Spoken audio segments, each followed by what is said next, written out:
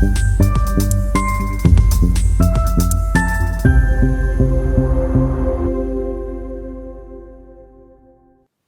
welcome back to my channel. My name is Kinga, and today I want to have an honest conversation with you about something that I used to say about myself that I now realize was a mistake.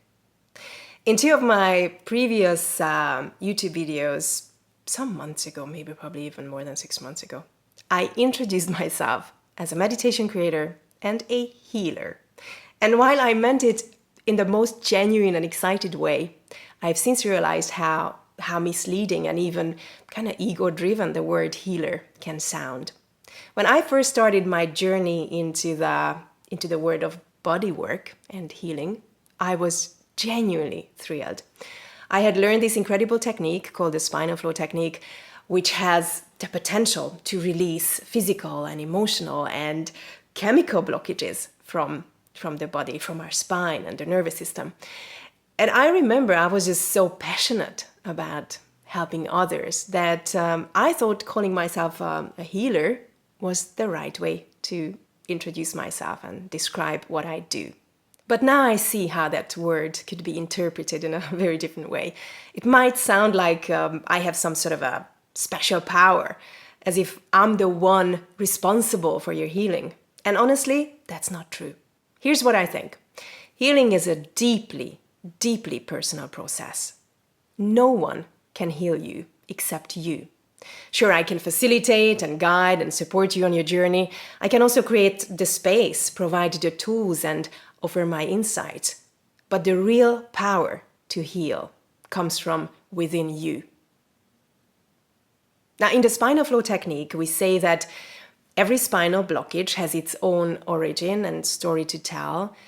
And my role is to listen to your body. You don't have to talk. I'm just listening to your body and guide your nervous system toward restoring your body's harmonious energetic balance. And it's important to remember, though, that the power to release these blockages lies within you alone.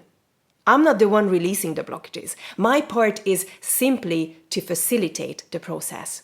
However, not everyone is ready to heal, even if they consciously believe that they are. And this is something I can sense very clearly in my sessions. Healing requires a deep willingness to let go of the pain, the illness, the patterns that have become a part of someone's identity. And sometimes people aren't ready for that release to happen, whether they realize it or not. Here's the thing. Pain and illness can sometimes serve a subconscious purpose. Did you know that? Psychologists refer to this as secondary gain.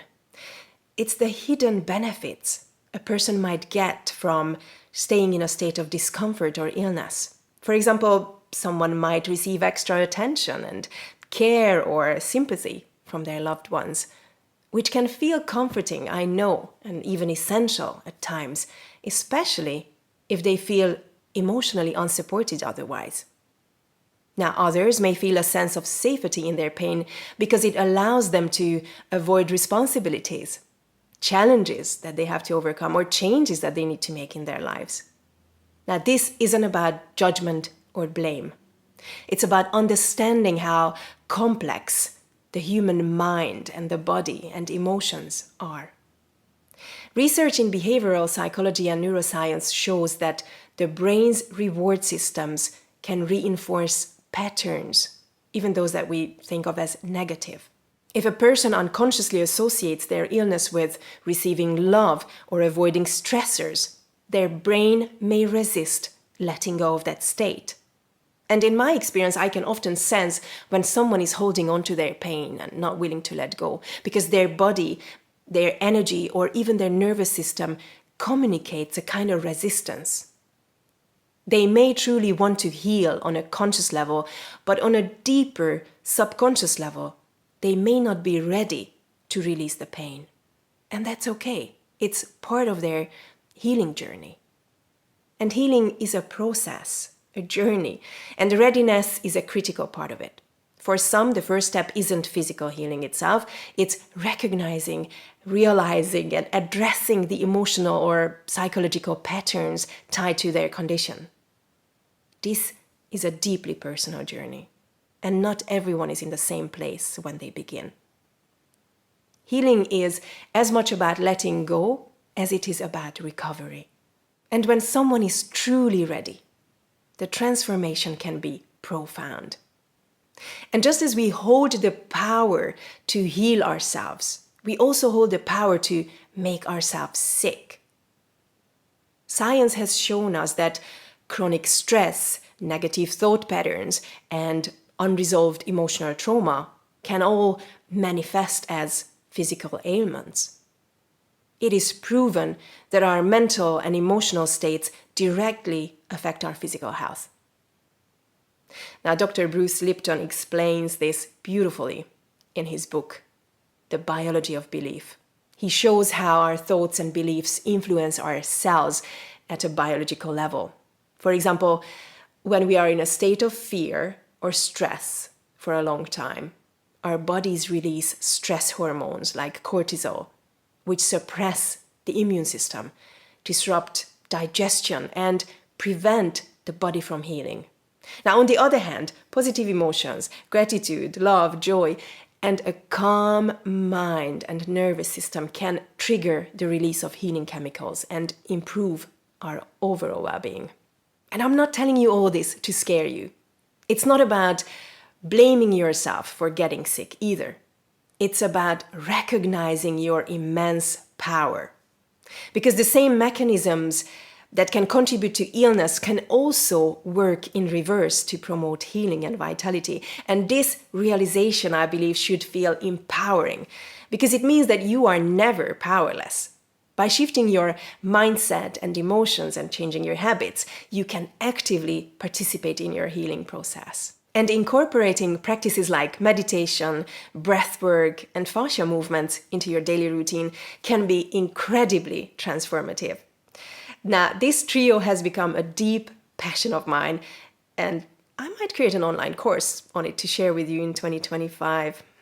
I think I should. My goal is not to be your healer, but to inspire and guide you in tapping into your own innate ability to heal yourself.